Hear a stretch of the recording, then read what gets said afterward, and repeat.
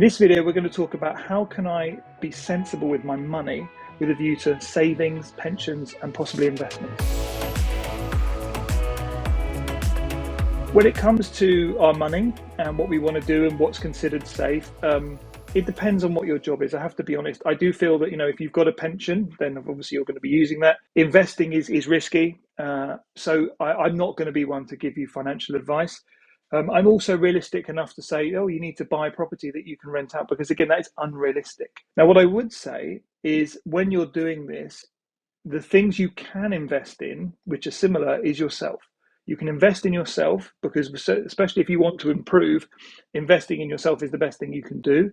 So that, first of all, would be kind of like reading books, attending seminars, watching videos, and applying the knowledge you're learning. That's going to be one of the best investments you can make.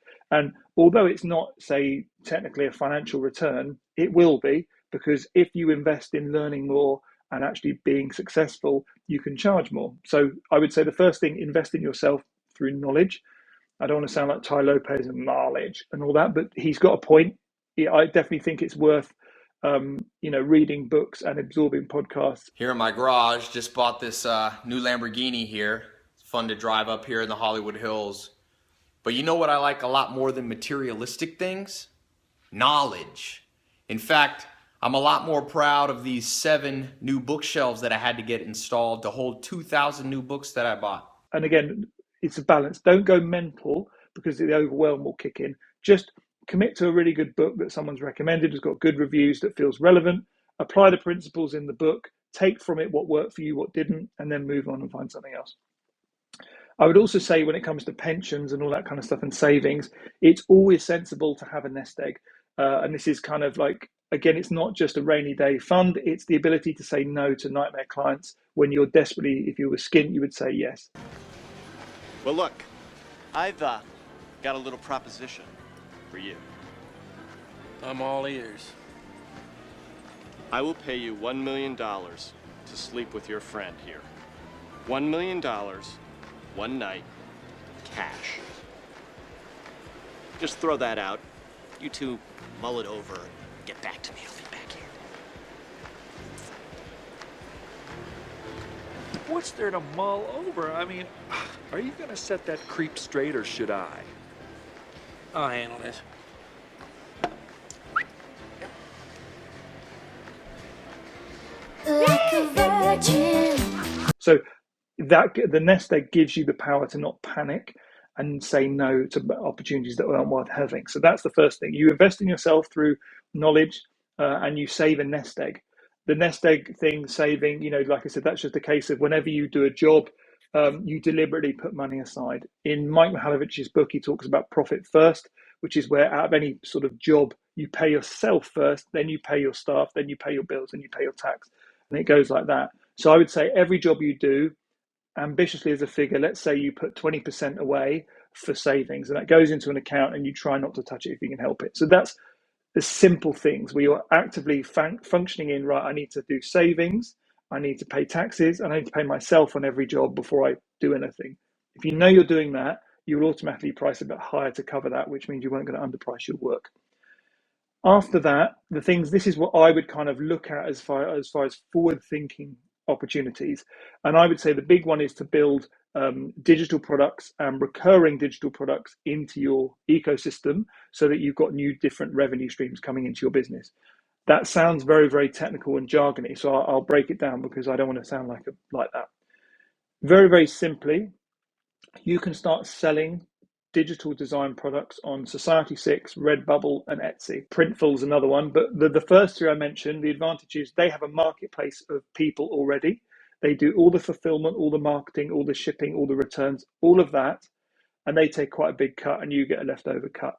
The reason I say this is if you're doing good designs, it can be that perfect blend. So for me, I really enjoy doing like movie designs, like from designs from movies, Ferris Bueller, 80s movies, stuff like that, as well as football designs for Arsenal. So this is a passion project. I do it in my spare time to sort of calm down and de-stress from work. But then all of those things I can upload onto those sites and I can turn them into digital products. So this way, every month I can have a couple £100 just coming in with me not even doing anything. I mean, to show you how much I don't even think about this, I left it for a year and I had 4 grand's worth of sales that I hadn't even claimed because I hadn't updated my PayPal address, which is insane. But like I said, I'd set it and genuinely forgotten it. So that's the first thing. Do that, create digital products that you know would sell, upload them to those profiles, make an effort, unlike me, to stay engaged with your audience and update it regularly. And if you do that, again, that's going to build, that will compound itself over time. And after 2 or 3 years, you'll have like a whole group of things that are selling. And often, yeah, I'd imagine you're probably quite smart. You'll see stuff that's in the zeitgeist and you'll go, oh, I can jump on the bandwagon and do a cool design for that, upload it quickly, set it and forget it. And you never know, if it picks off and goes really well, you can make a lot of money. So that'd be the first thing. I would recommend starting some sort of podcast or YouTube channel. Again, really easy to say, but quite hard to do. The reason why you would do this is, first of all, it's creative expression. It helps you build an audience. But I found that there is something around, especially if you're interviewing people, it teaches you the soft skills needed to listen and be a good sort of communicator and orator. So that in itself, all those skills needed to interview people and make it compelling and understand about editing, all of those you will take into your own job. And if you want to go higher up the career ladder, what they don't often teach you is the higher you go, the better your soft skills need to be, because you're going to be dealing with clients, unhappy teams. And if you can show leadership and diplomacy, that's going to make a massive difference in how high you go. And that all starts with learning to interview people on a channel. Like I said, the flip side is you can build an audience, and if you build that audience big enough, you can monetize it through Patreon. I would also recommend starting online shops, such as sell stuff on Creative Market and Shopify. What I would do here is I would take the templates that I'm using in my job, any kind of designs I've done that the client didn't want. I wouldn't sell the exact designs because that's not fair, but I would definitely take that kind of base, take the design, improve it to what I want it to be, and then I would sell those on those shops as well. It's the same approach as Redbubble, but the point being is now you're repurposing what you're doing in your job and using that to bring in revenue. And it might be as simple as you sell like a productivity planner for like $10. However, if it's a really good planner and you're quite good at social media, that can earn you a lot of money. And that happens when you do it, sell it on Creative Market. Again, like Redbubble, they have an audience already. And then you also sell it on your own Shopify store. It's definitely worth considering.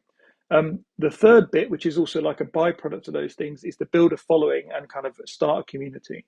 So if you build an audience or a following on your channels, that's really valuable because they will want to buy from you, and eventually that can be monetized when it becomes large enough. Or you can actually build authority with a whole new audience, and then you can launch a private community which they subscribe to every week. Let's say it's $10, and all of those products that you've just created, you can take those and put them behind a paywall in your private community. So when they pay you, let's say they pay you $20 a month, but included in that, they get access to all of your materials, what you're teaching in the community, you can then turn into courses. And over time, you're selling courses, products, and merchandise, all outside of what you're doing in your regular job. And that's all funneling money in, and it's all feeding itself. So for me, that is absolutely the best way to do it. Sell your teaching, your templates, your ideas, and your scripts, and everything you're using. Sell your sawdust, as they say. The flip side is like, how do I do that? Well, I think you've got to find opportunities, because as well as doing all of this, you want to be forward facing. So the best way to do that is to find opportunities of emerging markets that you can take advantage of. And I found the best places to go to find that information is a website called trends.vc. It's an email newsletter. It's $200 a year, comes in every 10 days, I think. And it's brilliant for like educating me, certainly on emerging industries and tech and all that kind of stuff. There's also Exploding Topics, which monitors trends that are going on as far as what people are searching for and what they're buying. And the Hustle newsletter, which kind of, I think these things might have originally come from. Again, it's a really good source of information, which is going to tell you of emerging markets before they hit the mainstream. And all of that is going to give you opportunities to, again, get in early with certain clients who might grow and you might blow up. When it comes to crypto, that's obviously the thing that people want to know about. I don't have a clue about crypto, or I don't know it well enough to advise you. I would say there's a really good video by Noah Kagan all about this. But generally what he would advise is if you invest, say, $100 a month, buying a few kind of emerging coins that have utility that aren't just shit coins, then you never know where it might go. But at $100 a month, you're probably not going to notice that money gone. And like I said, if you get lucky with the right one, that could be a really shrewd investment of your money.